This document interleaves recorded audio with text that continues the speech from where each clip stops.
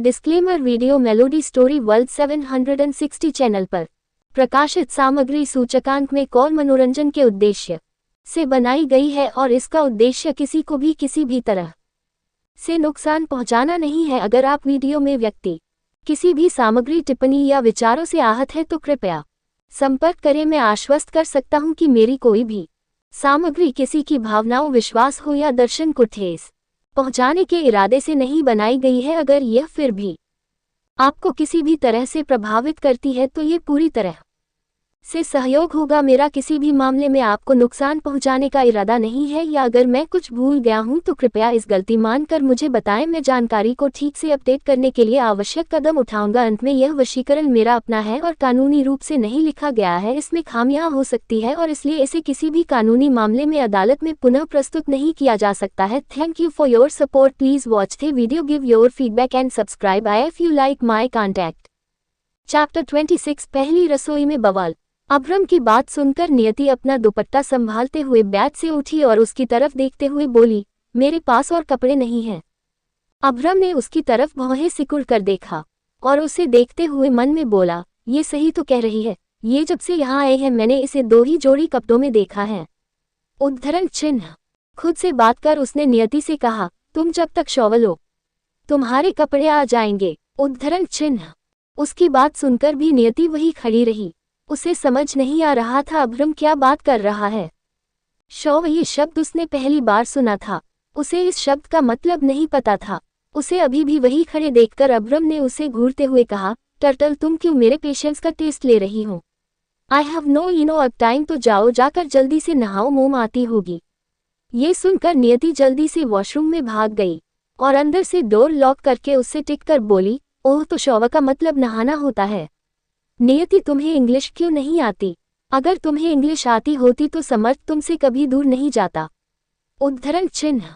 ये बोलते हुए उसे पुरानी बात याद आने लगी, पर तभी पुरानी बातों के बीच उसे अब्रम की दी हुई वार्निंग भी याद आई और वो जल्दी से अपना सिर झटक कर बाथरूम में अंदर तक आ गई।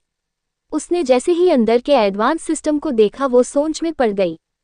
नियति ने बाथरूम के एडवांस सिस्टम को देखते हुए खुद से कहा, है भगवान, ये सब क्या है? इनमें से पानी किसमें से निकलेगा? उद्धरण चिन्ह। आस्था के घर में नॉर्मली टैप वाला सिस्टम था और बीस्ट विला में सब अलग था। जिस कमरे में अब्रम ने नियति को पहले रखा था उसके बाथरूम में भी एडवांस सिस्टम था, पर साथ ही एक नॉर्मल टैप भी था। पर अब्रम का बाथरूम रूम सबसे अलग था। उसके बाथरूम में सब एडवांस था। वो कौन सा बटन प्रेस करें, किस टैप को ऑन करें? इसी कंफ्यूजन में नियति ने आगे बढ़कर उसे जो भी समझ आ रहा था उसने अपनी समझ से एक एक कर सभी टैप को इधर उधर घुमाकर ऑन कर दिया। टैप के ऑन होते ही उसके ऊपर पानी की बरसात होने लगी। हर तरफ से पानी गिर रहा था। ये देखकर उसने जल्दी से 2-3 टैप को बंद कर दिया। फिर गहरी गहरी सांस लेते हुए कमर पर हाथ रखकर बोली, ये शहरी लोग और उनकी गंदी आदतें। गांव में तो लोग 2 बाल्टी पानी से नहा भी लेते हैं और कपड़े भी धो लेते हैं, पर यहाँ के लोग कितना सारा पानी बर्बाद करते हैं। गंगा मैया इन सब से रुष्ट हो जाएंगी और जब गंगा मैया का प्रकोप इन पर पड़ेगा ना, तब उन्हें उनकी नानी याद आएगी। उद्धरण चिन्ह। नियति ने जैसे तैसे शॉवल लिया और एक हाथ से अपना सिर पीटते हुए बोली, है भगवान, मैं तो कपड़े लाना ही भूल गई। अब बाहर कैसे जाऊंगी? नियति मुंह बनाकर चारों तरफ देखने लगी। तभी उसकी नजर हैंकर में टंगे बाथरोब पर गई। उसने बाथरूम लिया और उसे देखते हुए बोली, ये क्या है? वो जानवर क्या नहाने के बाद यही पहनता है? उद्धरण चिन्ह। आए, वो अभी खुद से बात कर ही रही थी तभी बाथरूम के दरवाजे पर अब्रम ने नॉक करते हुए कहा, तुम्हारे कपड़े बेड पर रखे हैं, चेंज कर लेना, मैं जा रहा हूँ। ये सुनते ही नियति खुश हो गई। उसने बाथरोब पहना और बाथरूम का दरवाजा हल्का सा खोलकर रूम में देखा। अब्रम पूरे रूम में कहीं नहीं था। ये देखकर उसने खुद से कहा, लगता है जानवर चला गया। इससे पहले वो वापस आ जाए। नियति तुम जल्दी से अपने कपड़े पहन लो। उद्धरण चिन्ह। वो बाथरूम से बाहर आए और बेड पर रखे कैरी बैग से कपड़े निकाल कर देखने लगी। वहीं अब्रम हॉल में सोफे पर बैठा था। उसके सामने घर के सभी सर्वेंट थे। आस्था, शीला, स्नेहा सभी थे।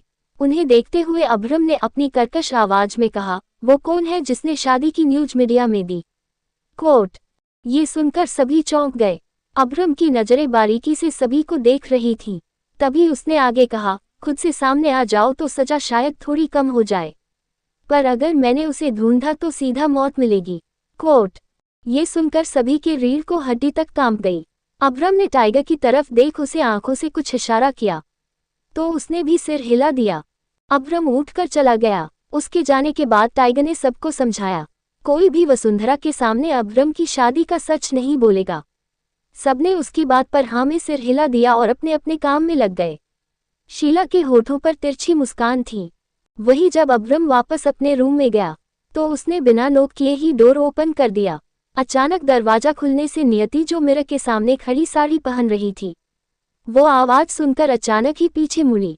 अब्रम को सामने देखकर वो चौंक गई। उसने जल्दी से अपने हाथ में पकड़े साड़ी के पल्लू को पहन लिया। वही कुछ सेकंड तक अब्रम भी उसे देखता रहा, पर जल्दी ही उसने अपनी नजरें फेरते हुए रूम में दूसरी तरफ चला गया। नियति उसे घूरते हुए मन में बोली, बदतमीज कहो तो इस जानवर को बुरा लग जाता है, पर हरकतें तो बदतमीजी वाली ही हैं। ये बात इन्हें समझ क्यों नहीं आती। उद्धरण चिन्ह। नियति बोलते हुए अब्रम को घूर रही थी। वहीं अब्रम को किसी बात से कोई फर्क नहीं पड़ रहा था। उसने बेड साइड टेबल पर रखी अपनी रिस्ट वॉच उठाए और उसे पहनते हुए कहा, 5 मिनट है तुम्हारे पास, जल्दी से रेडी होकर आओ। अपनी बात कहते हुए वो रूम से चला गया। वहीं नियति उसे जाते हुए देखकर बोली, ये ऐसे हैं तो पता नहीं इनकी माँ कैसी होगी। विला के बाहर वही पॉश कार आकर रुकी जिसमें वसुंधरा बैठी थी। ड्राइवर ने दरवाजा खोला और वसुंधरा कार से निकलकर अंदर जाने लगी। अब्रम के हॉल में आने की टाइमिंग और वसुंधरा के पहुंचने की टाइमिंग एक ही थी। जैसे ही वसुंधरा ने अपने सामने खड़े अब्रम को देखा तो वो तेज कदमों से उसके पास गई और उसके चेहरे और कंधे को टटोलत हुए चिंता भरी आवाज में बोली, अब्रम मेरे बच्चे, ये किसने किया? कौन था वो जिसने ब्लास्ट किया? मेरे बच्चे तू ठीक तो है ना? अब्रम ने उसके हाथों को पकड़ नीचे करते हुए कहा, मॉम मैं ठीक हूँ, मुझे कुछ नहीं हुआ। वसुंधरा फिर से उसके चेहरे को छूते हुए बोली, तू ठीक है? ये तू बोल भी कैसे सकता है?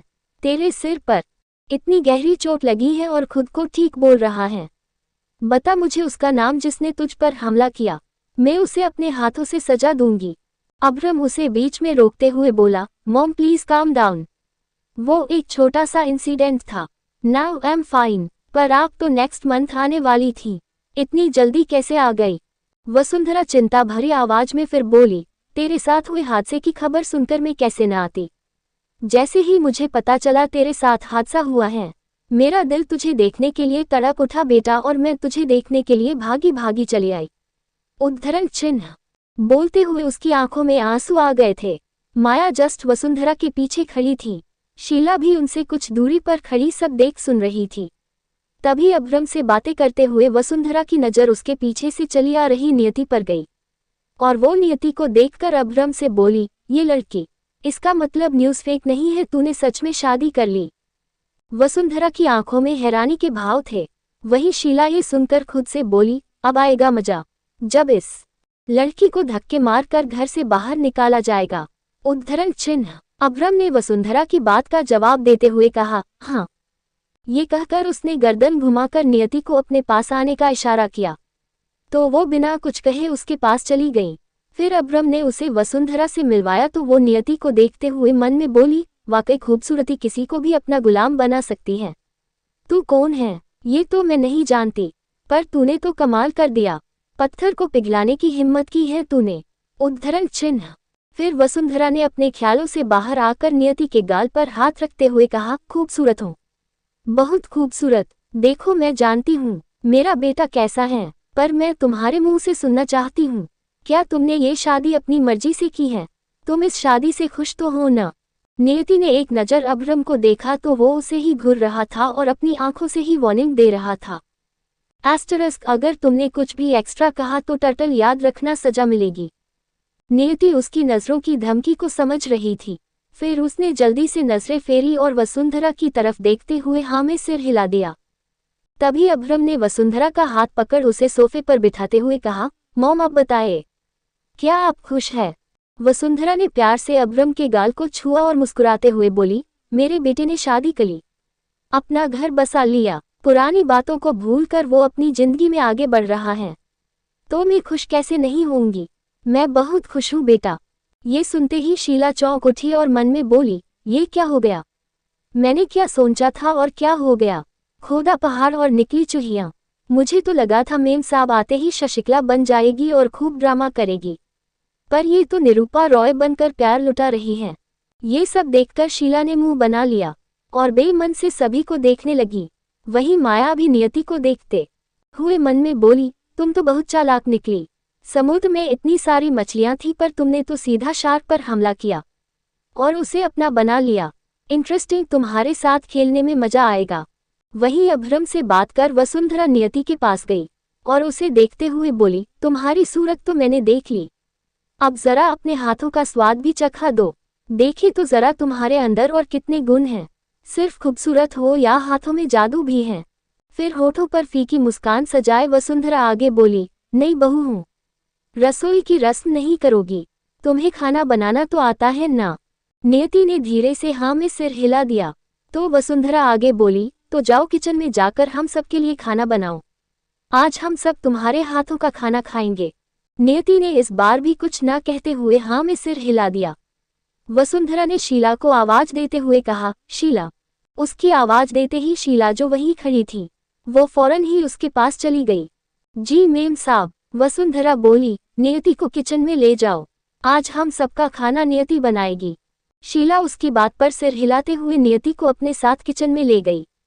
उनके जाने के बाद वसुंधरा ने अभ्रम की तरफ देख कहा, अब तूने शादी कर ही ली है तो उसे खुश रखना। अभ्रम ने धीरे से हाँ में सिर हिला दिया और वसुंधरा से बोला, मॉम मैं ऑफिस जा रहा हूँ, मैं नाइट में आपसे बात करता हूँ। अपनी बात कहकर वो जाने लगा तो वसुंधरा उसे रोकते हुए बोली, तू कहीं नहीं जाएगा, आज नियति की पहली रसोई की रस्म है और तू ऑफिस जाने की बात कर रहा है। उद्धरण चिन्ह। मॉम। अभ्रम ने कुछ बोलना चाहा तो इस बार भी वसुंधरा ने उसे टोकते हुए कहा, मैंने कह दिया ना तू आज कहीं नहीं जाएगा। जा अपने कमरे में जा और थोड़ी देर बाद मुझसे डाइनिंग टेबल पर मिल, हम साथ में खाना खाएंगे। उसकी बात पर अभ्रम ने आगे कुछ नहीं कहा और ओके बोलकर अपने कमरे में चला गया। उसके जाने के बाद वसुंधरा ने माया की तरफ देख कहा, माया तुम भी रुक जाओ, नियति के हाथ का खाना खाकर जाना। उसने ओके मेम कहा और होले से मुस्कुरा दी। फिर वसुंधरा अपने कमरे में फ्रेश होने चली गई। अब वहां पर कोई नहीं था। माया ने चारों तरफ देखा और किसी को न देखकर तिरछा मुस्कुराते हुए खुद से बोली, सुपु अगल आज सब तुम्हारे हाथों का खाना खाएंगे। कैसा हो अगर तुम्हारे हाथ का बना खाना कोई चाह कर भी ना खा पाए। माया के होठों पर डेविल स्माइल थी और दिमाग में कोई शातिर चाल। वही विला के ही एक दूसरे कमरे में टाइगर और जैगुआ दोनों स्नेहा से पूछताछ कर रहे थे। टाइगर ने कहा, बताए स्नेहा आंटी आपने बीस्ट की शादी की न्यूज़ बाहर क्यों फैलाई? स्नेहा को देखते हुए जैगुआ भी बोला, आंटी हमारी बात मानिए और हमसे सच कहिए, नहीं तो बीस्ट ने आपसे पूछताछ की तो फिर आप उन्हें झेल नहीं पाएंगी। स्नेहा दोनों को देखकर डर रही थी। वो डर और घबराहट में अपने हाथों को आपस में रगड़ रही थी।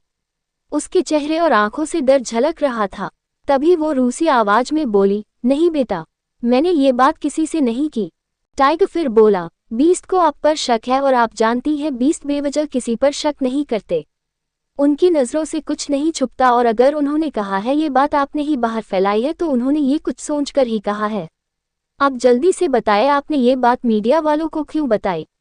उद्धरण चिन्ह। क्या वसुंधरा जान पाएगी नियति का सच? क्या एक अच्छे कपल का नाटक करते करते हो जाएगा दोनों में प्यार? क्या सच में स्नेहा ने ही शादी की न्यूज मीडिया को दी है? आखिर क्या चल रहा है माया के माइंड में? जानने के लिए पढ़ते रहिए बीस्ट की हर चीज पर मेरा हक। टाइगर और जैगुआ की बात सुनकर स्नेहा रोते हुए बोली, मैंने ये बात मीडिया को नहीं बताई, बस घर जाकर अपने पति से कहा था। साहब ने शादी कर ली है, अब साहब का अकेलापन दूर हो जाएगा और वो भी खुश रहेंगे। उद्धरण चिन्ह। ये सुनकर दोनों चौंक गए। जैगुआ ने सोचते हुए कहा, इसका मतलब आंटी के हस्बैंड के जरिए ही मीडिया वालों तक ये खबर गई होगी, पर कैसे? जैगुआ की बात सुनकर टाइगर ने स्नेहा से पूछा, आंटी आपके हस्बैंड इस वक्त कहाँ होंगे? स्नेहा टाइगर से नजरें चुराने लगी। उसे नजरें चुराते देखकर जैगुआ बोला, प्लीज आंटी बताइए। स्नेहा डरते हुए धीमी आवाज में नजरें चुराते हुए बोली, वो और कहाँ होगा साहब, उसका एक ही काम है सुबह से शाम तक बार में बैठकर पीते रहना। ये सुनकर दोनों की भौहें तन गई और टाइगर ने पूछा, आप उस बार का नाम जानती है? स्नेहा ने उसकी तरफ देख कहा, श्याम गुलाबी बार। बार का नाम सुनकर जगुआ ने सोचते हुए कहा, नाम से ही पता चल रहा है वो किस टाइप का बार होगा और वहाँ कैसे लोग आते होंगे। उसकी बात पर टाइगर बोला, वो बार कैसा भी हो, हमें वहाँ जाना होगा और पता करना होगा क्या हुआ था। उधर वसुंधरा अपने कमरे में पहुंचकर गुस्से में अपना बैग बेड पर फेंकते हुए बोली, अभरम तू अपनी माँ से झूठ बोल रहा है। तुझे क्या लगा तू मुझे सच नहीं बताएगा तो मुझे पता नहीं चलेगा। इस विला में जो कुछ भी होता है उसके पल पल की खबर मुझे रहती है।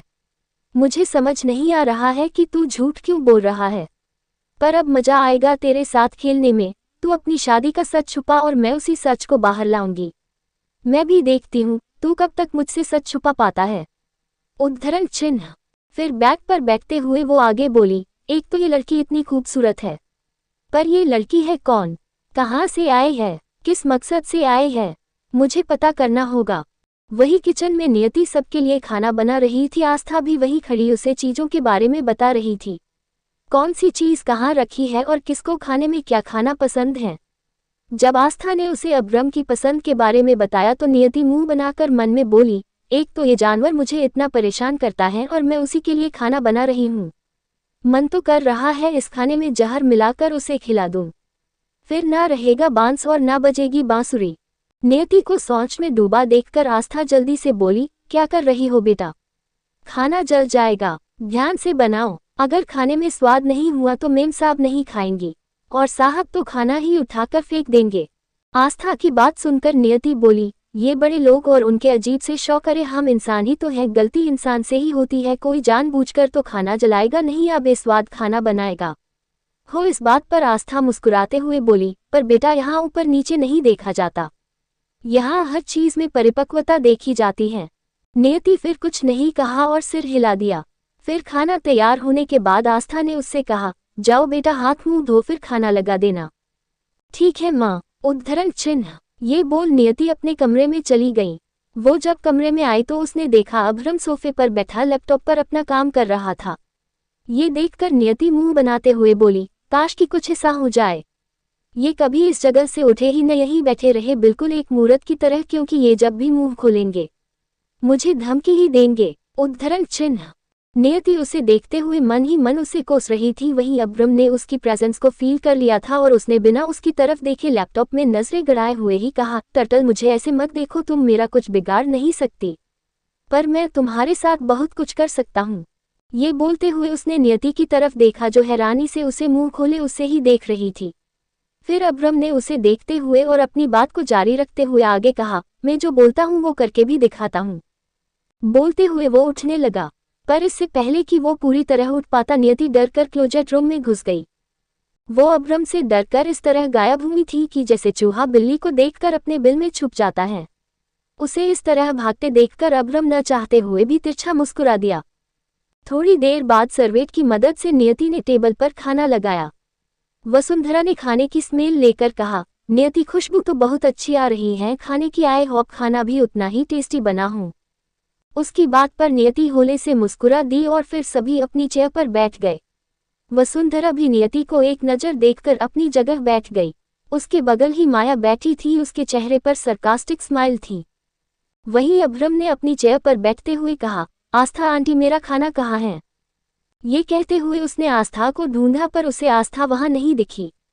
वो कुछ कहता कि उससे पहले ही वसुंधरा ने कहा, आज भी तू आस्था के हाथों का खाना खाएगा। अरे पहली बार तेरी बीवी ने कुछ बनाया है तो उसके हाथ का बना खाना खाना, एक बार उसके हाथ का स्वाद तो चख ले। आस्था के हाथ का बना खाना तो तू रोज ही खाता है। अभरम ने कहा, पर मॉम आप जानते हैं ना, मैं बचपन से आंटी के हाथ का बना खाना ही खाता आया हूँ। वसुंधरा बोली, हाँ जानती हूँ, पर तू अब बच्चा नहीं रहा, बड़ा हो गया है। उद्धरण चिन्ह। फिर वो नियति की तरफ देख बोली, नियति अभरम को खाना सर्व करो। नियति ने हाँ में सिर हिलाया और अभरम के पास जाते हुए मन में बोली, ओह तो इस जानवर का नाम अभरम है, मुझे तो लगा था इसका असली नाम भी जानवर ही होगा।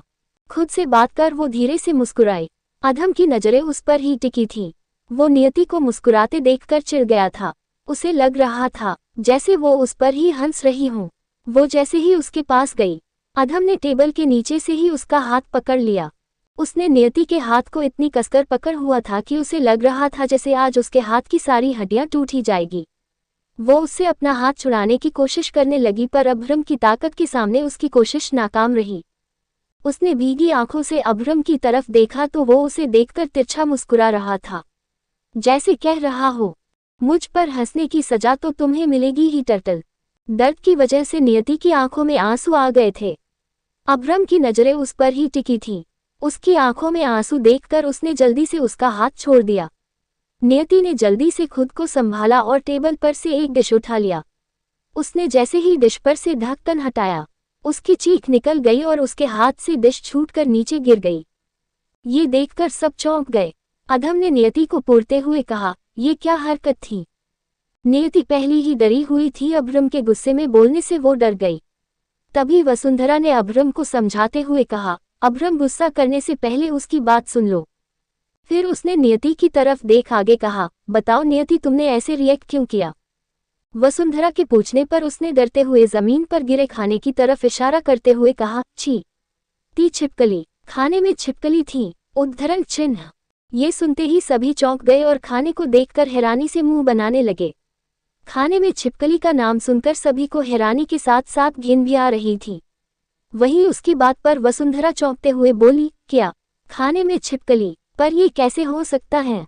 कहते हुए वसुंधरा ने एक नज़र शीला की तरफ देखा तो उसने जल्दी से सिर हिला दिया, जैसे कह रही हो ये काम उसका नहीं है। वहीं वसुंधरा भी सोचने लगी और मन ही मन खुद से बोली, मैंने तो ये नहीं किया, न शीला ने किया, फिर ये किसने किया? फिर भी वो शीला पर चिल्लाती हुई बोली, शीला किसने किया ये सब? तुम कहाँ थी जब खाना बन रहा था? शीला घबराते हुए बोली, मैडम खाना बनाते वक्त तो मैं किचन में ही थी, मैंने कुछ नहीं देखा। उसके बगल में खड़ी माया तिरछा मुस्कुरा रही थी। उसे ये सब देखकर मजा आ रहा था। अभ्रम बिना कुछ कहे नियति को गुस्से में घूर कर जाने लगा, तो उसे जाते देखकर वसुंधरा बोली, अभ्रम कहाँ जा रहे हो, रुको। इतना सुनते ही अभ्रम रुक गया। तभी वसुंधरा उसके पास आकर बोली, अभ्रम नियति को उसका नेक देकर जाओ। इस बात पर अभ्रम उसे सवालिया नजरों से देखने लगा, तो वसुंधरा उसे समझाते हुए बोली, देखो बेटा, अब खाने में छिपकली गिर गई तो उसमें नियति का क्या दोष? उसने तो कितनी मेहनत से खाना बनाया था, इसके लिए उसे नेक तो मिलना ही चाहिए। और वैसे भी वो नियति का हक है, नई बहू को उसकी पहली रसोई पर उसके ससुराल वाले नेक देते हैं, चल दे उसे कोई अच्छा सा गिफ्ट। उसकी बात सुनकर अभ्रम ने तिरछी नजरों से नियति को देखा तो वो डरी सहमी पलकें झुकाए खड़ी थी। फिर उससे नजरें हटाकर अभ्रम ने वसुंधरा की बात पर अपनी ठंडी आवाज में कहा, मॉम, मैं उसे गिफ्ट बाद में दे दूंगा। वसुंधरा जिद करते हुए बोली, नहीं, बाद में नहीं, तू अभी ही नियति को गिफ्ट देगा, उद्धरण चिन्ह। इस बात पर अभ्रम बोला, पर मॉम मेरे पास अभी कोई गिफ्ट नहीं है, उद्धरण चिन्ह। फिर वसुंधरा उसके गले की चेन को दिखाते हुए बोली, ये है तो तेरी चेन, जब तक तू नियति के लिए कोई अच्छा सा गिफ्ट नहीं ले आता तब तक के लिए ये नियति को दे दे, वो तेरे इस तोहफे को संभाल कर रखेगी। कोट। ये सुनते ही अभ्रम ने गुस्से में अपनी मुट्ठी को भींच लिया और तिरछी नजरों से नियति को देखा तो वो उसे ही देख रही थी। अभ्रम से नजरें मिलते ही उसने जल्दी से अपनी पलकें झुका ली और मन में बोली, मुझे नहीं चाहिए इनसे कोई गिफ्ट। एक तो पता नहीं कहाँ से खाने में छिपकली आ गई और ऊपर से इस जानवर का गुस्सा। कोई मुझे इनसे बचा ले, यही मेरे लिए सबसे अच्छा गिफ्ट होगा। तभी वसुंधरा ने अभ्रम और नियति के बीच खड़े होते हुए कहा, इतना क्या सोच रहा है? तेरे ही वाइफ हैं, बाद में कोई अच्छा सा गिफ्ट देकर इसे वापस ले लेना। और देख, नियति का गला भी सुना है, वो दुल्हन है और नई दुल्हन के गले में मंगलसूत्र न हो तो उसे अपशगुन माना जाता है। तेरी ये चेन गिफ्ट और मंगलसूत्र दोनों की ही भरपाई कर देंगी। चल अब निकाल इसे और पहना दे नियति को, उद्धरण चिन्ह। ये बोल वसुंधरा अभ्रम को देखते हुए मन में बोली, मैं भी देखती हूँ तू कितना खुद को रोकता है। अपने गुस्से को बाहर निकाल और दिखा इस शादी का असली सच। कह दे कि ये एक नकली शादी है। मैं जानती हूँ अभ्रम, ये चेन तेरे लिए क्या मायने रखती है। तू इसे कभी भी खुद से दूर नहीं करता, फिर इसे नियति को कैसे दे सकता है, उद्धरण चिन्ह। वसुंधरा के होठों पर एक कुटिल मुस्कान आ गई थी। उसकी आंखें अभ्रम का गुस्सा देखने के लिए बेताब थीं। वहीं माया भी अभ्रम और नियति को घूर कर देख रही थी। पर तभी अधम नियति के पास गया और उसे देखते हुए ही वो अपने गले से चेन निकालने लगा। उसने चेन निकालकर जैसे ही नियति के गले में पहनाने लगा तो उसकी झुकी पलकें एकदम से उठी और उसकी आंखें अभ्रम की आंखों से जा मिली। वो हैरानी से अभ्रम को देख रही थी। वहीं अभ्रम अपनी ठंडी निगाहों से उसे देखे जा रहा था। उसने नियति की आंखों में देखते हुए ही उसके गले में अपनी चेन पहनाने लगा और उसे देखते हुए ही मन में बोला, टर्टल यू डोंट नो तुम्हें मैं क्या दे रहा हूं। अगर इस चेन को कुछ हुआ तो तुम्हें मुझसे कोई नहीं बचा सकता। फिर वो उसे चेन पहना कर एक पल भी वहां नहीं रुका और सीधा अपने कमरे में चला गया। जब अभ्रम उसे चेन पहना रहा था, इस बीच माया की आंखें दोनों को ही घूर रही थी।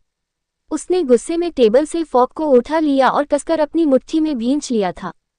फॉक उसके हाथ में चुभ गया था और उसके हाथ से खून निकलने लगा था। उसने नियति के गले में पड़ी चेन को देखते हुए मन में कहा, ये मेरी है, इसे तो मैं तुमसे लेकर रहूंगी। बीस्ट की हर चीज पर और उस पर सिर्फ मेरा हक होगा। बहुत जल्द मैं तुमसे ये सब छीन लूंगी नियति। वही वसुंधरा नियति के पास आए और उसे देखते हुए मुस्कुराकर बोली, बहुत अच्छी लग रही है तुम पर ये चेन। ये कहकर उसने एक छोटा सा गिफ्ट बॉक्स नियति को देते हुए कहा, ये तुम्हारे लिए है, तुम्हारी पहली रसोई का गिफ्ट। कोट। नियति हिचकिचाते हुए बोली, नहीं, मुझे नहीं चाहिए। कोट। वसुंधरा ने उसे समझाते हुए कहा, ये तुम्हारा हक है, इसे ले लो। उसके फोर्ड करने पर नियति ने उसके हाथ से बॉक्स ले लिया तो वसुंधरा ने मुस्कुराते हुए आगे कहा, लंच तो नहीं किया, पर डिनर तुम्हारे हाथ का ही खाऊंगी। कोट। जहां वसुंधरा की बात पर नियति मुस्कुरा रही थी तो वहीं माया ने सरकास्टिकली मुस्कुराते हुए खुद से कहा, मेरा काम तो हो गया, अब तुम खाना कैसा भी बनाओ, अच्छा या बुरा, बीस्ट तुम्हारे हाथ का खाना अब कभी नहीं खाएगा। खुद से ही बात करते हुए माया थोड़ी देर पहले की घटना को याद करने लगी। नियति जैसे ही खाना बनाकर किचन से निकली, उसके जाने के तुरंत बाद माया किचन में आई और उसने अपने बैग से एक पैकेट निकाला और छिपकली को खाने में डाल दिया। उस लम्हे को याद कर माया की मुस्कान और गहरी हो गई। कैसे संभालेगी नियति अपने रिश्ते को? क्यों कर रही है वसुंधरा अपने ही बेटे के साथ गलत? क्या है अभ्रम की चेन का सच? वो क्यों उस चेन को खुद से अलग नहीं करना चाहता? क्या अभ्रम के दिए इस तोहफे को नियति संभाल कर रख पाएगी?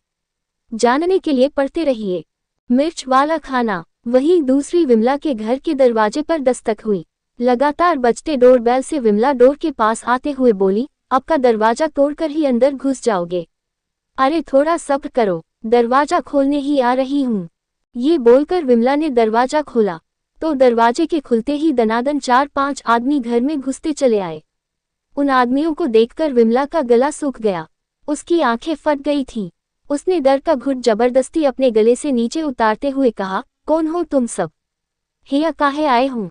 उनके हाथ में गन देखकर विमला और डर गई थी। तभी उन 5 आदमियों में से एक ने कहा, का विमला ताई हम सबको भूल गई? जानत नहीं हो हम सब कौन हैं? यादाश्त कमजोर है तो कहो, याद दिला देते हैं। ये कहते हुए उसने अपनी कटार निकालकर विमला के गर्दन पर लगा दिया। एक बार फिर विमला ने डर का घुट अपने गले से उतारा और अटकते हुए बोली, देखो हमारी बात सुनो, शायद तुम लोगन को कोई गलतफहमी हुई है। हम लोग वो नहीं जो तुम समझ रहे हो। हम तो सीधे सादे लोग हैं, सादगी से जीवन जीते हैं। किसी से हमारा झगड़ा लड़ाई भी नहीं होता। उसकी बात से फ्रस्ट्रेट होकर वो आदमी बोला, देखो विमला ताई, हमको बुड़बक ना समझो, न अपनी होशियारी हमको दिखाओ। सीधे सीधे बता दो, बेला कहाँ है? साला जब से दिल्ली आए हैं, दिल्ली की सड़कों पर कुत्तों की तरह भटक रहे हैं, पर हमको वो बेला का कुछ पता ही नहीं चल रहा। ठाकुर साहब गांव में उसके इंतजार में बैठे हैं। अब जल्दी से हमको बता दो बेला कहाँ है। हम तुमको और तुम्हारे परिवार को कुछ नहीं करेंगे। उसकी बात पर विमला डरते हुए बोली, देखो बेटा, हमें नहीं पता वो बेला कहाँ है। अगर यहाँ आए होती तो हम तुमको जरूर बताते। उद्धरण चिन्ह। ये सुनकर वो आदमी गुस्से में बोला, तुमको तो हम। उसने अभी इतना कहा ही था कि तभी उसके दूसरे आदमी ने कहा, का लाखन भैया, इससे बतियाए काहे रहे हो? सीधा कटार घुसाई दो, खून के साथ सच भी बाहर आ जाएगा। उद्धरण चिन्ह। उसकी बात पर लाखन बोला, तू सही कह रहा है झुमरू, अब यही करना होगा। लाखन तिरछा मुस्कुराया और अपनी कटार पर हाथ फिराते हुए विमला से बोला, का विमला ताई का कहती हूँ, घुसाई दे और सारा माल पुआ सब बाहर निकाल ले। विमला दोनों की बात सुनकर डर गई थी। उसने दोनों हाथ सामने कर उन्हें हिलाते हुए बोली, अरे नहीं नहीं लाखन, तुम तो हमरे बेटे जैसे हो, अपनी विमला ताई को मारकर तुमको का मिलेगा। उद्धरण चिन्ह। लाखन बोला, तो तुमको जिंदा छोड़कर हमको का मिलेगा। कोट। उसकी बात पर विमला तपाक से बोली, बेला, तुमको बेला मिलेगी। उसकी बात सुनते ही लाखन की मुस्कान और गहरी हो गई। झुमरू भी चमकती आंखों से मुस्कुराया और मुंछू पर ताव देते हुए बोला, का लाखन भैया, हम कह रहे हैं ना कि सीधी उंगली से नहीं, टेढ़ी उंगली से निकलत हैं। उद्धरण चिन्ह। लाखन फिर से अपने भाव बदल कटार को विमला के चेहरे के पास ले गया और उसे डराते हुए बोला, देखो विमला ताई, आप ज्यादा नौटंकी न करो और फटाक से हमका बेला का पता बताई दो। उस साली को ढूंढते ढूंढते हमरी चप्पल तक घिस गई हैं। विमला डरते हुए बोली, देखो लाखन, हम तुम्हें सच सच बताते हैं। 1 महीना होने को आया तब बेला आई थी, पर हम उनको अपने घर में पनाह नहीं दिए। हम उसी दिन उनको घर से निकाल दिए। अब हमको भी नहीं पता वो कहाँ हैं। विमला की पूरी बात सुनकर लाखन का पारा हाई हो गया और वो कटार को विमला के और नजदीक ले जाकर दांत पीसकर बोला, ए विमला ताई, कहानी नहीं सुननी हमको, पता बताओ का। विमला लाखन के पैरों में गिर गई और उसके सामने गिड़गिड़ाने लगी। उसे रोता गिड़गिड़ाता देखकर लाखन ने उसे एक लात मारी तो वो दूर जा गिरी। लाखन उसके पास गया और बोला, देख विमला ताई, अभी हम तो का छोड़त है, पर अगर हमको बेला नहीं मिली तो हम फिर वापस आएंगे। उद्धरण चिन्ह। विमला दोनों हाथ जोड़कर फिर से उसके सामने गिड़गिड़ाने लगी। लाखन झुमरू और अपने आदमियों के साथ उसे धमकी देकर चला गया। उनके जाने के बाद विमला गुस्से में बोली, अरे कीड़े पड़े उस बेला को, खुद तो भाग आए और अपने पीछे उस ठाकुर के गुंडों को भी ले आई। अब न जाने क्या होगा। आज तक विमला ने घाटे का सौदा नहीं किया, पर कहीं आज वो बेला की वजह से हम घाटे में न पड़ जाए। बस कैसे भी करके वो लाखन बेला को ढूंढ ले और उसे घसीट कर ले जाए, तब कहीं जाकर वो बेला से हमरा पीछा छूटेगा। वहीं उधर बीस्ट विला में नियति अपने रूम में बेड पर बैठी उसी बारे में सोच रही थी। आखिर उसके खाने में छिपकली कहाँ से आई। उसे अच्छे से याद था, उसने खाना बनाकर चखा भी था और खाना अच्छा था, फिर अचानक से छिपकली का खाने में निकलना, ये बात उसे समझ नहीं आ रही थी। वो अभी इस बारे में सोच ही रही थी कि तभी अब्रम रूम में एंटर हुआ और उसकी आहट ने नियति का ध्यान अपनी ओर खींच लिया। वो उसे देखने लगी। वही अब्रम की नजरें अपने फोन में थी और वो अपने फोन को यूज करते हुए रूम में अंदर तक आ गया था। नियति उसे देखकर खुद से बोली, ये जानवर इतना चुप चुप क्यों है, क्या किसी ने इसकी बकरी चुरा ली। उद्धरण चिन्ह। ठीक तभी अब्रम की पलकें उठी और उसने नियति को देखा। उसे देखकर अब्रम ने अपनी आईब्रो चढ़ाई और फिर उसकी तरफ बढ़ने लगा। ये देखकर नियति बेड के क्राउन से और सटकर बैठ गई। अब्रम उसके पास आया और उसके ऊपर झुकने लगा। उसने नियति के चिन्ह को अपने एक हाथ से पकड़ा और उसके चेहरे को ऊपर कर उसकी आंखों में देखते हुए कहा, टर्टल, आज मैं तुम्हें नहीं छोड़ूंगा। I want to eat you turtle. बोलते हुए वो उसके होठों पर झुक रहा था, पर तभी नियति ने जोर से चिल्लाते हुए उसे धक्का दिया। नियति ने डर से अपनी आंखें बंद कर ली थी और तेज तेज से सांसें ले रही थी। तभी उसके कानों में एक आवाज गई, आर यू ओके टर्टल। नियति ने आंखें खोली और सामने देखा तो अब्रम अभी भी वहीं खड़ा था और उसके हाथ में उसका फोन था और उसका दूसरा हाथ पेंट की जेब में था। नियति को समझने में देर नहीं लगी कि वो सपना देख रही थी। वो जल्दी से खुद को संभालते हुए उठी और बाहर चली गई। वही अब्रम को अपने सवाल का जवाब न मिलने पर गुस्सा आ गया था। उसने फोन को अपनी मुट्ठी में कसकर भींचा और खुद से बोला, टर्टल, तुम मुझे इग्नोर नहीं कर सकती। वही वसुंधरा अपने कमरे में इधर से उधर चक्कर काट रही थी। वो सुबह की बातों के बारे में सोच रही थी। फिर सोचते हुए वो खुद से बोली, अब्रम, मुझे तो लगा था तुम खुद अपनी शादी का सच मुझसे कहोगे और मेरे सामने ही उसकी बेइज्जती करोगे, पर तुमने तो उसका साथ दिया। वो चेन जिसे तुम किसी को छूने भी नहीं देते, तुमने कितनी आसानी से मेरे एक बार कहने पर ही उस लड़की को पहना दी। क्या वो लड़की तुम्हारे लिए इतनी इम्पोर्टेंट है?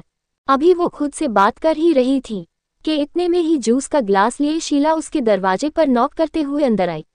वसुंधरा ने अपनी गुस्से भरी नजर उस पर डाली और उसके अंदर आते ही वसुंधरा दरवाजे को अंदर से बंद कर उसके सामने आकर बोली, उस लड़की के बारे में तूने मुझसे क्या कहा था? उद्धरण चिन्ह। शीला पहले ही वसुंधरा के गुस्से को देखकर डरी हुई थी और अभी उसकी बातें सुनकर वो और डर गई थी। शीला के हाथ कांप रहे थे और इसी कपपाहट में उसके हाथ से जूस का गिलास छूट गया और नीचे गिरकर टूट गया। ये देखकर वसुंधरा ने उसके गाल पर एक थप्पड़ मारते हुए कहा, तुझसे एक काम भी सही से नहीं होता। तू किसी काम की नहीं है। मैंने तुझे यहाँ रखा ही क्यों है? चल मैं अभी तुझे यहाँ से निकाल देती हूँ। शीला जल्दी से उसके पैरों में गिर गई और माफी मांगते हुए बोली, सॉरी मेम साहब, मुझसे गलती हो गई। वसुंधरा उसे टोंट मारते हुए बोली, तेरी सॉरी का मैं क्या करूंगी?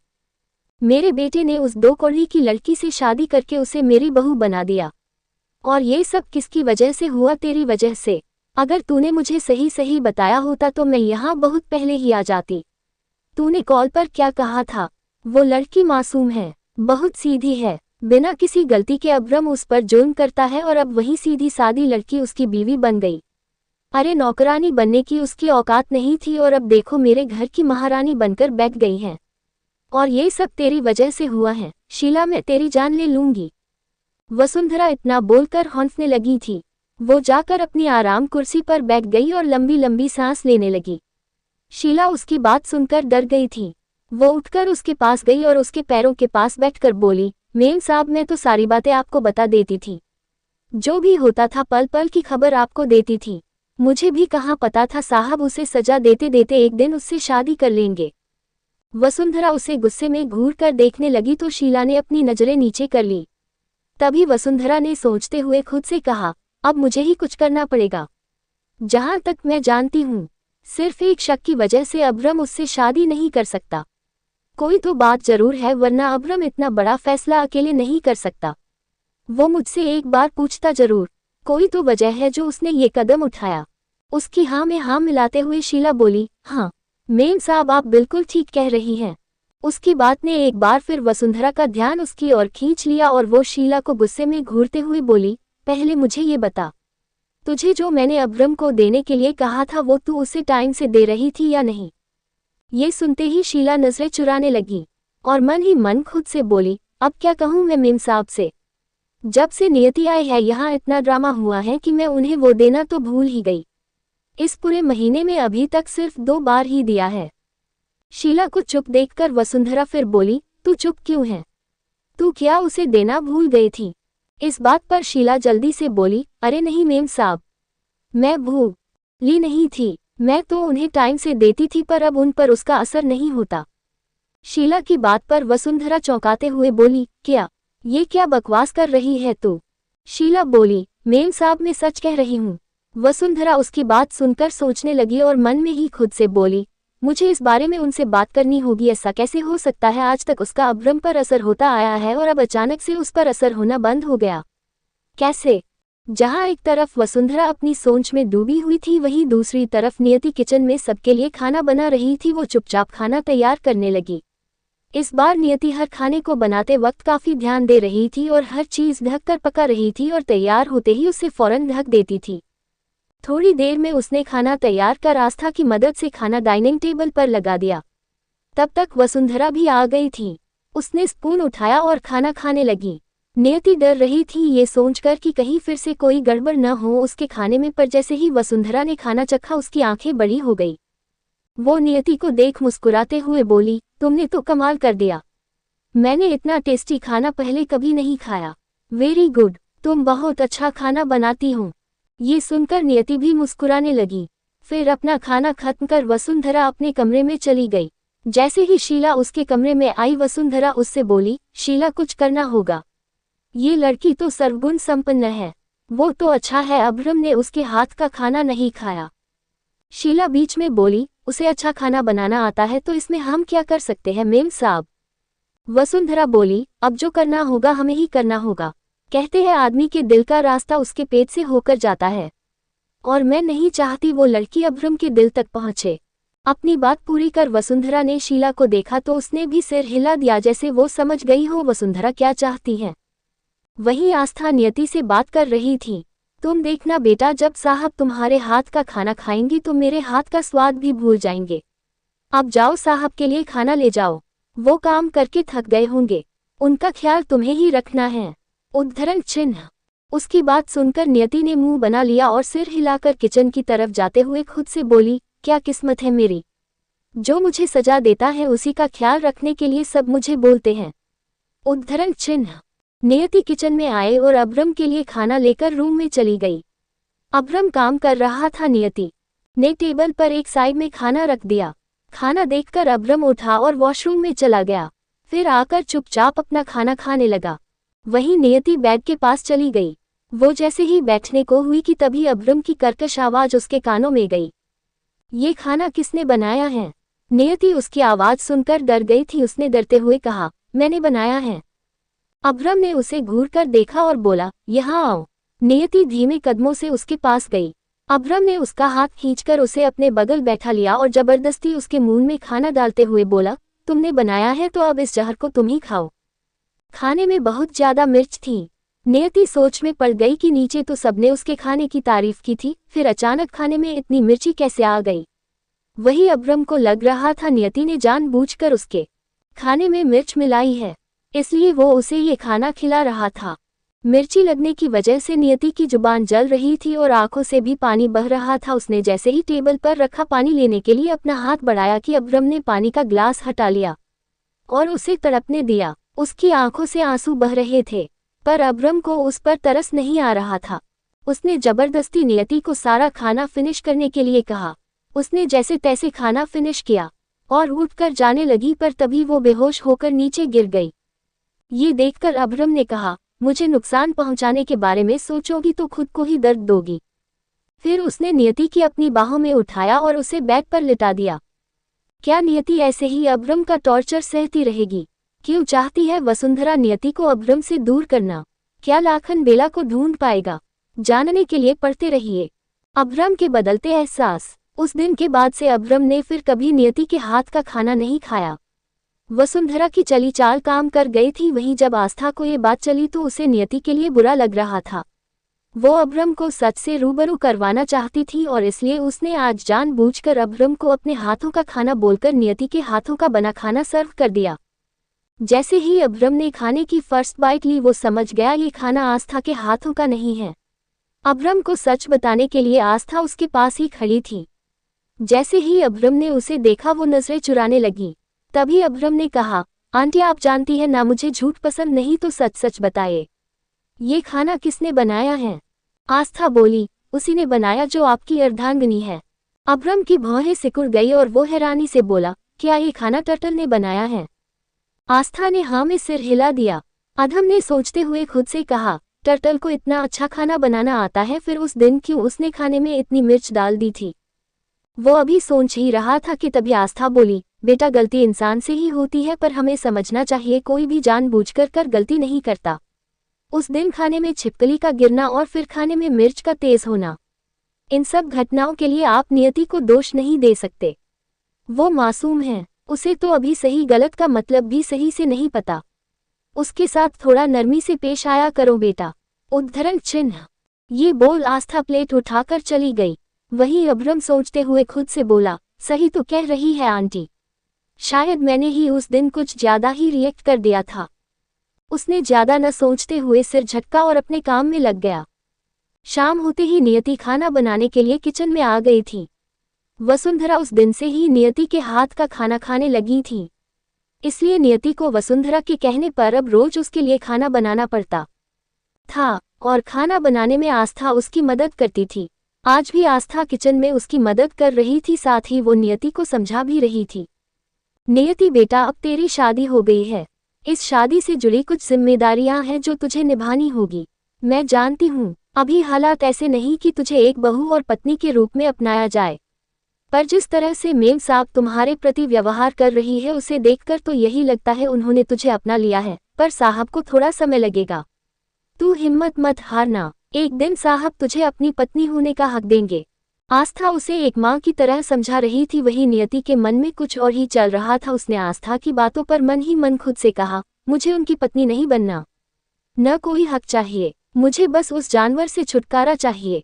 अगर उसके लिए मुझे कोई कठिन तपस्या भी करनी पड़े तो मैं वो भी करूंगी, पर मुझे उस जानवर से छुटकारा चाहिए, मुझे यहाँ नहीं रहना। आस्था माँ, मैं ये बात आपको कैसे समझाऊं? नियति ने अपनी ही उलझन में उलझे हुए ही खाना तैयार किया और आस्था की मदद से उसे टेबल पर लगा दिया। अब तक अधम भी ऑफिस से आ गया था। वसुंधरा और वो दोनों ही साथ खाने के लिए डाइनिंग एरिया में आए। अभ्रम को देखकर नियति ने मुंह बना लिया। वही वसुंधरा को देखकर वो धीरे से मुस्कुराने लगी। नियति ने वसुंधरा को खाना सर्व किया और जैसे ही बैठने लगी तो अभ्रम ने उससे कहा, टर्टल मुझे भी सर्व करो। ये सुनते ही वसुंधरा और नियति दोनों ही चौंक गई और वसुंधरा जल्दी से बोली, अभ्रम तू तो आस्था के हाथ का बना खाना खाता है ना। इसके आगे वो कुछ कहती उससे पहले ही अभ्रम ने कहा, पर आज मैं टर्टल के हाथ का बना खाना खाऊंगा। नियति तो उसकी आवाज सुनकर ही डर गई थी। उसने कुछ नहीं कहा और चुपचाप उसने अभ्रम को खाना सर्व कर दिया। अभ्रम को खाते देखकर वसुंधरा मन में बोली, जो नहीं होना चाहिए था वही हो गया। ये बोल वो भी मन से खाने लगी। नियति हर बार की तरह इस बार भी दोनों के साथ यूं ही बैठी रही और उनके खाने के बाद टेबल साफ करने लगी। वही अभ्रम डाइनिंग एरिया से एक दूसरे रूम में चला गया, जहां टाइगर और जैगुआ पहले से ही मौजूद थे। दोनों के सामने एक आदमी चेयर पर बैठा था। उसके हाथ पैरों को चेयर से कसकर बांधा हुआ था। उसके चेहरे और आंखों में दर्द दिख रहा था और उसका पूरा शरीर पसीने से भीगा हुआ था। अभ्रम को अपने सामने देखकर वो और डर गया था। तभी वो आदमी डरते हुए बोला, बीस्ट मैंने कुछ नहीं किया है, मुझे यहाँ क्यों लाए हो? प्लीज मुझे जाने दो, मेरी पत्नी तुम्हारे यहाँ काम करती है, बीस्ट प्लीज उसके लिए मुझे जाने दो। अभ्रम ने कुछ नहीं कहा और चुपचाप उसकी बातें सुनता रहा। तभी उसकी बात पूरी होते ही टाइगर ने कहा, तुझे जाना है? ठीक है, जाने दूंगा, पर पहले वो बता जो हम जानना चाहते हैं। वो आदमी फिर से डरते हुए बोला, मुझे कुछ समझ नहीं आ रहा, आप लोग मुझसे क्या जानना चाहते हैं? मुझे कुछ नहीं पता। उद्धरण चिन्ह। इस बात पर जैगुआ ने उसके मुंह पर एक मुक्का मारते हुए कहा, अच्छा तो तुझे कुछ समझ नहीं आ रहा? क्यों, तू 2 साल का छोटा बच्चा है, चुपचाप से हमें बता दे, तूने बीस्ट की शादी की खबर किसे दी थी? ये सुनते ही उस आदमी की आंखों में डर दिखने लगा और वो अपनी नजरें चुराकर अकटकते हुए बोला, मैंने किसी से कुछ नहीं कहा, मुझे जाने दो। उद्धरण चिन्ह। इस बार टाइगर ने उसके मुंह पर मुक्का मारते हुए कहा, अगर और नहीं पीटना चाहता तो चुपचाप से बता दे, हम जानते हैं शादी की खबर तूने ही मीडिया तक पहुंचाई है। वो इस बार भी खामोश ही रहा।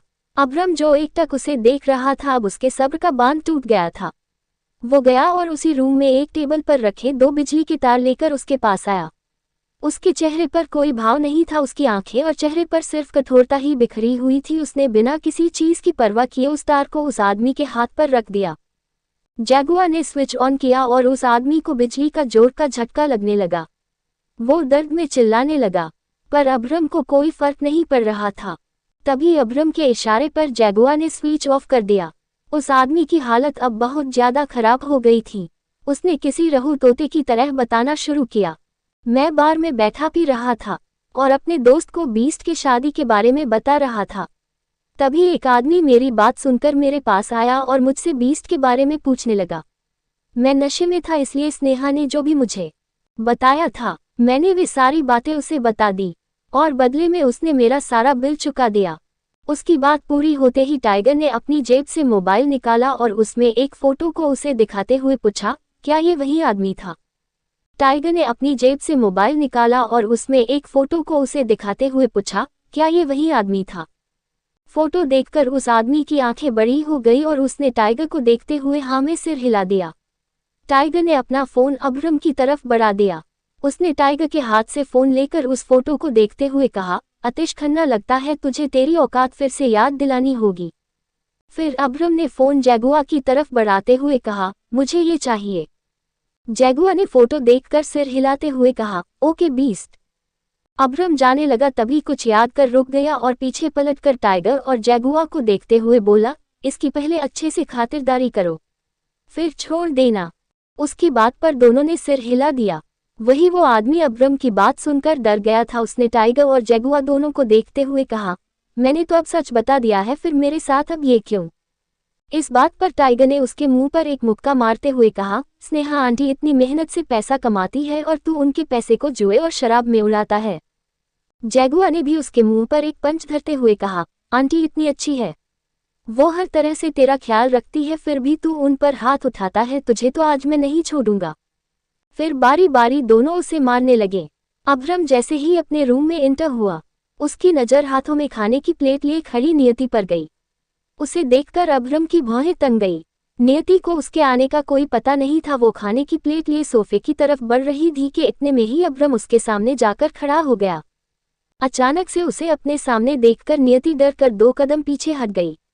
तभी वो लड़खड़ाकर गिरने लगी। इससे पहले नियति गिरती अब्रम ने उसकी दोनों बाहों को कसकर पकड़ लिया। फिर अब्रम उसे घूरते हुए बोला, मैं कोई भूत हूँ जो मुझसे इतना डर रही हो? उसे देखते हुए नियति मन में बोली, भूत नहीं, जानवर है आप, बहुत खतरनाक जानवर, और मुझे आप जैसे जानवर से डर लगता है। अब्रम उसे घूरते हुए बोला, तुम मुझे अपने मन में फिर से गाली दे रही हो। नियति ने जल्दी से नमे सिर हिलाया तो उसे देखते हुए अब्रम बोला, देखो, मैं जानता हूँ तुम मेरे बारे में अच्छा नहीं सोचती और मैं चाहता भी नहीं कि तुम मेरे बारे में अच्छा सोचो। मुझे तुम्हारी सोच से कोई फर्क नहीं पड़ता। अब बताओ ये खाना किसके लिए है? नियति उसे देखते हुए बोली, खाना हमारे लिए है। उसकी बात सुनकर अब्रम को याद आया नियति ने डाइनिंग टेबल पर खाना नहीं खाया था, वो बस चुपचाप बैठी थी। ये याद कर उसने नियति को देखते हुए कहा, टर्टल, तुमने हमारे साथ खाना डाइनिंग टेबल पर क्यों नहीं खाया? नियति उससे नजर चुराते हुए बोली, मुझे आप लोगों की तरह चाकू और कांटे से खाना नहीं आता। उद्धरण चिन्ह। अब्रम ने उसे देखते हुए मन में कहा, टर्टल, तुम सच में इतनी मासूम हो या मासूम बनने का नाटक करती हो? फिर नियति को देखते हुए बोला, बैठो। नियति उसकी बात मानकर बैठ गई। अब्रम ने बाहर जाते हुए कहा, हिलना नहीं, मैं अभी 2 मिनट में आ रहा हूँ। नियति ने कुछ नहीं कहा और मासूमियत से सिर हिला दिया। अब्रम आया और उसके बगल बैठ गया। ये देखकर नियति थोड़ा दूसरी खिसक गई। अब्राम उसे नाइफ और कांटे से खाना सिखाते हुए बोला, देखो मुझे और ध्यान से सीखो। ऐसे नाइफ से कट करना है और फॉर्क में लेकर अपने मुंह तक लाना एंड देन ईटिंग ओके। उद्धरण चिन्ह। ये कहते हुए उसने अपने हाथों से खाने की फर्स्ट बाइट नियति को खिला दिया। अब समझ गई तुम? कोट। नियति ने अब्रम की बात पर धीरे से सिर हिला दिया। अब्रम ने उसे देखते हुए कहा, ओके गुड, अब मुझे खुद से खाकर दिखाओ। नियति ने सिर हिलाया और प्लेट में रखे नाइफ और फॉर्क को अपने हाथों में पकड़ लिया। उसके हाथ कांप रहे थे। उसने पराठे के ऊपर जैसे ही नाइफ रखा उसके हाथ से नाइफ छूट गया। ये देखकर अब्रम ने आंखें बंद कर धीरे से कहा, ओ गॉड टर्टल, तुम किसी काम की नहीं। इस बात पर नियति उसे देखते हुए बोली, रोजाना इनकी दादी माँ बनकर मैं इन्हें सुलाती हूँ और मुझसे ही बोल रहे हैं मैं किसी काम की नहीं हूँ। हद है। उद्धरण चिन्ह। अभी वो ये सब खुद से बोल ही रही थी कि इतने में ही अब्रम ने उसे अपनी बाहों के घेरे में लेते हुए कहा, तुम मेरी मॉम के सामने मेरी इंसल्ट करवा कर ही रहोगी। उसने नियति के दोनों हाथ पकड़ लिए। जहां अब्रम अपने ही ईगो में था वहीं नियति हैरानी से उसे देख रही थी। अब्रम ने अनजाने में ही अपने और नियति के बीच के फासले को खत्म कर दिया। उसका एक हाथ नियति के कंधे पर से होते हुए उसके लेफ्ट हैंड को पकड़े हुए था और दूसरा हाथ उसके राइट हैंड को। वो पूरी तरह उसकी बाहों के घेरे में थी। कुछ अलग से एहसास को महसूस कर नियति का दिल जोरों से धड़क रहा था। अब्रम के छूते ही वो सेंसलेस हो गई थी। तभी उसे अब्रम की गर्म सांसें अपने कान पर महसूस हुई और उसने कसकर अपनी आंखों को बंद कर लिया। अब्रम ने उसके कान के पास कहा, आखिरी बार बता रहा हूँ, दोबारा नहीं बताऊंगा, ध्यान से देखो। अब्रम फिर से उसे छुरी और कांटे से खाना सिखाने लगा। उसे सिखाते सिखाते कब अब्रम ने नियति को सारा खाना अपने हाथों से खिला दिया उसे भी पता नहीं चला। खाली प्लेट को देखकर अब्रम ने मन में कहा, ये मैं क्या कर रहा हूँ, मुझे हो क्या गया है। ये सोचते हुए अब्रम के चेहरे पर फ्रस्ट्रेशन के भाव थे। पर तभी नियति के हिलने डुलने से उसके बालों का बना जुड़ा खुल गया और नियति के बाल उसकी बैंक पर बिखर गए। उसके बालों से आ रही फ्रेग्रेंस को जैसे ही अब्रम ने सूंघा तो उसे कुछ अलग सा फील होने लगा। अब्रम जो कुछ सेकंड पहले फ्रस्ट्रेट हो रहा था, अब वो धीरे धीरे नियति की तरफ झुकने लगा था। वहीं नियति ने उसकी करीबी को महसूस कर मन में कहा, हे भगवान, इस जानवर को क्या हो गया है? ये क्या कर रहे हैं? क्या बदल रहे हैं अब्रम के एहसास? क्या करेगा अब्रम अब अतीश खन्ना के साथ? क्या वसुंधरा अब्रम और नियति के बीच ले आएगी फिर कोई दरार या होगी रिश्ते की एक नई शुरुआत? जानने के लिए पढ़ते रहिए स्मार्ट गर्ल। अब्रम के सिर को अपने कंधे पर महसूस कर नियति उठने लगी, पर तभी अब्रम ने उसके हाथ को छोड़कर उसे कमर से पकड़ लिया। नियति को एक बार फिर जोर का झटका लगा। उसे ऐसा लगा जैसे बिजली उसकी पूरी शरीर में दौड़ गई हो। अपने शरीर में उठती सिहरन को महसूस कर उसने अपनी आंखें बंद कर ली और उसका दिल बुलेट ट्रेन की स्पीड से धड़कने लगा। अब्रम यूं ही उसे अपनी बाहों के भरे बैठा रहा और नियति अपने अंदर हो रही हलचल को समेटने की कोशिश करने लगी। नियति के बालों से आ रही खुशबू उसे रिलैक्स फील करवा रही थी। अब्रम उसके बालों में अपना चेहरा रब करते हुए उसकी खुशबू को अपने अंदर भर रहा था, जो उसे सुकून दे रही थी। नाइट की नज़दीकियां उसे मदहोश कर रही थी। जैसे ही उसके होठों नियति के कानों के पास आए और वो उससे कुछ कहने को हुआ कि तभी उसका फोन रिंग हुआ। फोन की रिंग ने दोनों की ही तंद्रा को तोड़ दिया। नियति और अब्रम दोनों की ही आंखें एक साथ खुली और अब्रम ने उसे अपनी बाहों के घेरे से आज़ाद कर दिया। नियति जल्दी से उठ गई और उससे नजरें चुराते हुए प्लेट उठाकर बोली, मैं इसे रख कर आती हूँ। ये बोल वो प्लेट लेकर चली गई। वहीं अब्रम ने अपनी मुट्ठी को कसकर बंद कर लिया और गुस्से में एक पंच बनाकर सामने पड़ी टेबल पर मार दिया। उसके पंच से टेबल का कांच चटक गया था। फिर अब्रम ने गहरी सांस लेते हुए अपने आप से कहा, how can I do this? मैं उसके इतना करीब कैसे जा सकता हूँ? उसकी मासूमियत का असर मुझ पर क्यों हो रहा है? वो नाटक कर रही है ये जानते हुए भी मैं उसके करीब कैसे जा सकता हूँ? वहीं नियति ने प्लेट किचन काउंटर पर रखते हुए कहा, हे भगवान, ये मुझे क्या हो गया था? मैं उस जानवर के साथ नहीं, उस जानवर से मेरा कोई लेना देना नहीं है। उसी जानवर का दिमाग खराब हो गया था, इसलिए वो पागलों जैसी हरकत कर रहे थे। बोलते हुए उसकी नज़र प्लेट में रखी छुरी कांटे पर गई और उसे देखते हुए मुंह वो बनाकर बोली, ये सब इस छुरी कांटे की वजह से हुआ है। न वो मुझे इससे खाना सिखाते, न वो मेरे इतने करीब आते। ये शहरी लोग और उनके फालतू के ड्रामे। अरे जब भगवान ने दो हाथ दिए हैं तो क्या जरूरत है चाकू छुरी से खाने की? उन्हें देखकर तो ऐसा लगता है जैसे खाना नहीं खा रहे हो, उसके साथ जंग लड़ रहे हों।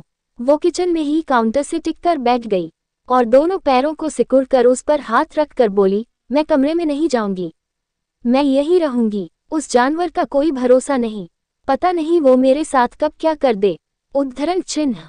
ये कहते हुए उसके चेहरे पर अब्रम का डर झलक रहा था। वहीं उधर रूम में अब्रम कॉल पर बात कर रहा था। दूसरी तरफ से टाइगर की बात सुनकर अब्रम बोला, वो अभी शहर में नहीं है, पर कभी तो आएगा। वो जब भी वापस आए मुझे वो चाहिए। उद्धरण चिन्ह। दूसरी तरफ से टाइगर ने ओके कहा और अब्रम ने कॉल कट कर दिया। वो बालकनी से रूम में आया तो नियति उसे कहीं नहीं दिखी। वो चुपचाप जाकर बेड के दूसरी साइड लेट गया। उसकी आंखों में नींद नहीं थी, उसकी आंखें एकटक छत की सीलिंग को देख रही थीं। अब्रम खुली आंखों से ही नियति के बारे में ही सोच रहा था। टर्टल, मैं जानता हूँ तुम जानबूझकर रूम नहीं आ रही हो।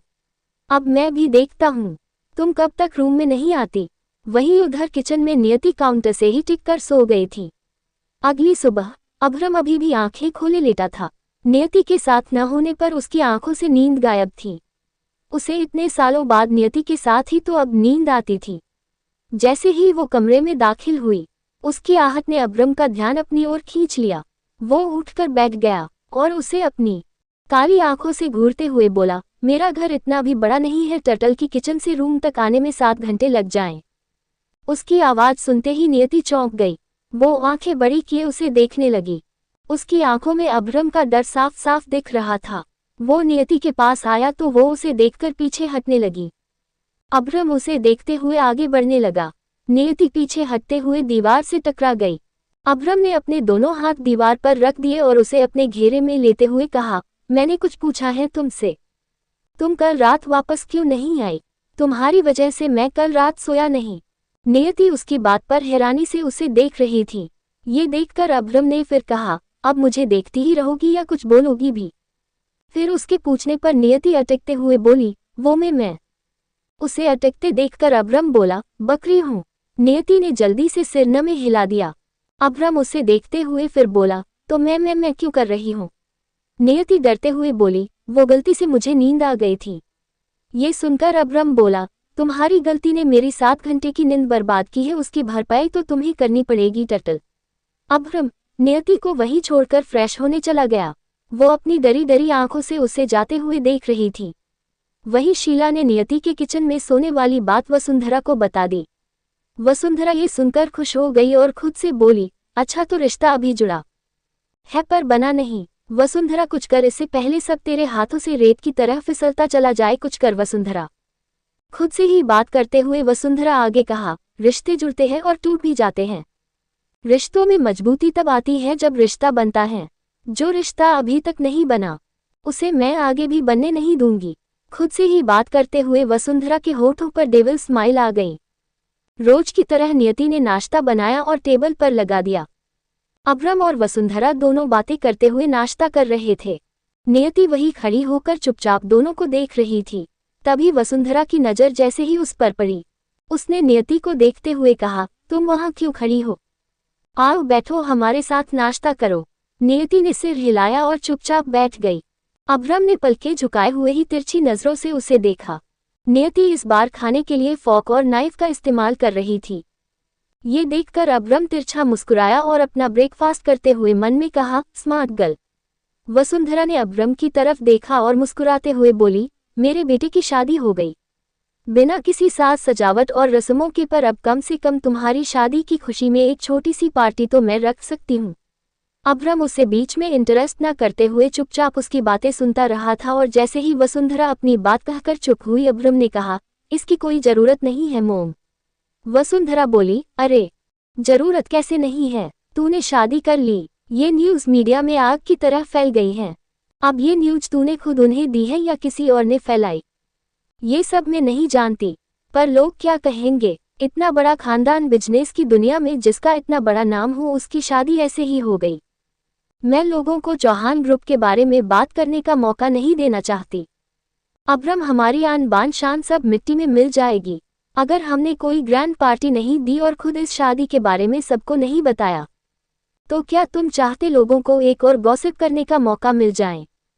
अब्रम कुछ पल वसुंधरा की बातों के बारे में सोचता रहा और फिर गहरी सांस लेकर बोला, ओके मोम, जैसा आपको ठीक लगे आप करें। वो उठकर जाने लगा तो वसुंधरा उसे रोकते हुए फिर बोली, ऑफिस जा रहे हो तो जल्दी घर आ जाना क्योंकि पार्टी आज शाम को ही है। अब्रम ने पलटते हुए कहा, नहीं मॉम, आज नहीं, आप पार्टी किसी और दिन रख ले। वसुंधरा अब्रम के पास आए और उसके कंधे पर हाथ रखते हुए बोली, ओके, मैं पार्टी 2 दिन बाद की रखूंगी, पर तुम ज्यादा स्ट्रेस मत लिया करो। अब्रम ने सिर हिलाया और जाने लगा, पर तभी वो रुक गया। उसने तिरछी नजरों से नियति को देखा तो वो चुपचाप खा रही थी। उसे देखकर ऐसा लग रहा था जैसे उसे किसी बात से कोई फर्क ही नहीं पड़ रहा हो। वो उसे एक नज़र देखकर तिरछा मुस्कुरा कर चला गया। नियति की नजरें भी उस और उठी और वो अब्रम को जाते हुए देखकर मन में बोली, जानवर कहीं के, हर बार इन्हें गुस्सा मुझ पर ही करना होता है। इतनी जोर से पकड़ा था, अभी तक मेरे हाथों में दर्द हो रहा है।